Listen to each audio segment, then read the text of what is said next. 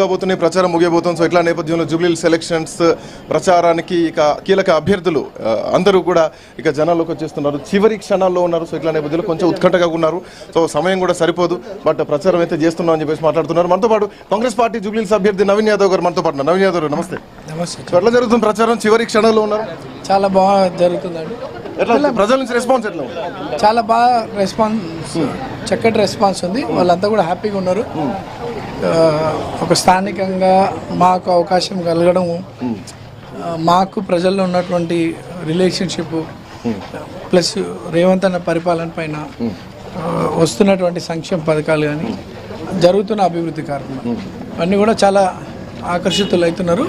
జనానికి ఒక బలమైన నమ్మకం ఉంది. ఇప్పుడు కాంగ్రెస్ని గెలిపించుకుంటే అభివృద్ధి జరుగుతుంది. చూడండి, ఈ రోడ్స్ అన్ని కూడా ఇప్పుడు శాంక్షన్ అండర్ వర్క్. ఇది ఇవన్నీ కూడా గత ఎన్నో సంవత్సరాలుగా పెండింగ్ ఉండే. ఇది work under process.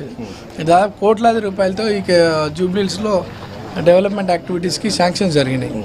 CC roads, drainage systems, various development activities, community halls అన్నీ. సో ప్రజలు అభివృద్ధి కోరుకుంటున్నారు. బట్ చాలా అంటే నేను ఆల్మోస్ట్ ఒక 1 month నుంచి గ్రౌండ్లో చూస్తున్నా, చాలా వరకు ఎక్కడెక్కడ సమస్యలు ఉన్నాయి. ఆల్మోస్ట్ 70 ఏళ్ళ నుంచి కూడా ఈ సమస్యలు ఉన్నాయని చెప్పేసి కొన్ని కాలనీస్ ప్రజలు అనుకుంటా ఉన్నారు. బట్ ద పాయింట్ ఏంటంటే ఎక్కడ చూసినా కానీ స్థానికుడు మాతో చెడ్డీలు వేసుకున్న కొంచెం తిరిగినటువంటి వ్యక్తి అన్నటువంటి సింపతి కలిసి వస్తుంది. సో ఆ సింపతి ఎంతవరకు మీకు పూర్తి నియోజకవర్గం కలిసి వస్తా అనుకుంటున్నారు? ఇంకోవైపు బీఆర్ఎస్ పార్టీ ఖచ్చితంగా 50,000 మెజార్టీతో గెలుస్తామని చెప్పేసి హరీష్ రావు, కేటీఆర్ మాట్లాడుతున్నారు. సో పోటాపోటీ ఉందనుకుంటున్నారా, లేదంటే గెలుపు డిక్లేర్ అనుకుంటున్నారు? గెలుపు డిక్లేర్డ్. మాకు మా మెజార్టీతోనే పోటీ. సరే, వాళ్ళు ఎన్నో కలలు కంటారు. 2023లో జనాలు మర్చిపోయినారు బీఆర్ఎస్ పార్టీని. ఇక్కడ హైదరాబాదులో కంటోన్మెంట్లో పరిస్థితి చూస్తున్నారు. ఈరోజు జూబ్లీస్లో అదే పరిస్థితి ఉంటుంది. 70 ఏళ్ళ నుండి ఇట్లే సమస్యలు అంటే 70 ఏళ్ళ ముందు ఇది ఒక అడవి. కానీ అప్పటి నుండి మధ్యలో కాంగ్రెస్ పరిపాలించినప్పుడు ఇక్కడ బస్తీలు అవన్నీ ఉండే. గత 10 సంవత్సరాలు పాలించినప్పుడు ఈ ప్రాంతం కొద్దిగా అన్యాయం గురైంది. అంటే గత నాయకత్వంలో అనేక అరాచకాలు జరిగినాయి ఈ ప్రాంతంలో. ప్రజలు అప్పుడే అవకాశం ఇచ్చినప్పుడు వాళ్ళు ఎటువంటిది ఏం చేయలేరు. ఈరోజు వాళ్ళ అధికారంలో ఉన్నప్పుడు బీఆర్ఎస్, ఇప్పుడు అధికారం లేనిది ఇప్పుడు ఏం చేస్తారు? మాయమాటలు నమ్మే అంత ఆలోచనలో జనాలు లేరు. అభివృద్ధికి ఓటేసి మన కాంగ్రెస్ పార్టీని గెలిపించుకొని ప్రాంతాన్ని అభివృద్ధి చేసుకోవాలన్న ఆలోచనలో జనాలు ఉన్నారు. సో అండ్ ఇంకోటి ఏంటంటే, మాకు మీరు అన్నట్టు షెడ్యూల్ వేసుకొని తిరిగినప్పుడు అంటే ఒక ఫ్రెండ్షిప్ రిలేషన్షిప్ ఉంది మా ఈ ప్రాంతం నుండి.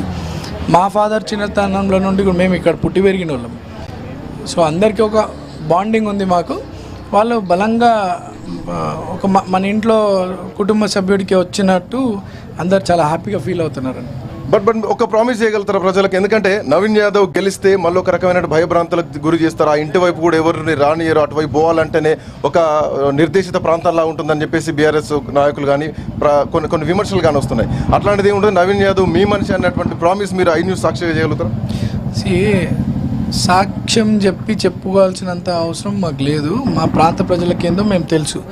బీఆర్ఎస్ అధికారాన్ని అడ్డం పెట్టుకొని, ఎమ్మెల్యేని అడ్డం పెట్టుకొని, కార్పొరేటర్ల అనుచరులు ఎవరైతే ప్రజల్ని హింసించి ప్రజల్ని ఎక్స్టార్షన్ చేసినటువంటి వాళ్ళు ఉన్నారో వాళ్ళకి భయం.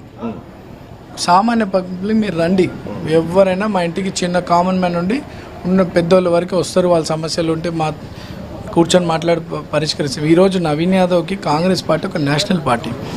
ఎన్ని సర్వేలు చేస్తే, ఎంత ఐడెంటిటీ ఉంటే మమ్మల్ని గుర్తిస్తారు? ప్రజలకు నేను ఎంఐఎం పార్టీ నుండి చిన్న వయసులో పోటీ చేస్తే అన్ని కులమతస్తులు వాళ్ళు ప్రాంత ప్రజలు నన్ను స్వాగతించి 2వ ప్లేస్ వచ్చింది. గెలిచే అవకాశం ఉన్నప్పటికీ నాకు రాకుండా చేసింది బీఆర్ఎస్ పార్టీ. ఈరోజు అటువంటి ఆలోచన లేదు. ప్రజలందరూ కూడా చాలా సంతోషంగా ఉన్నారు.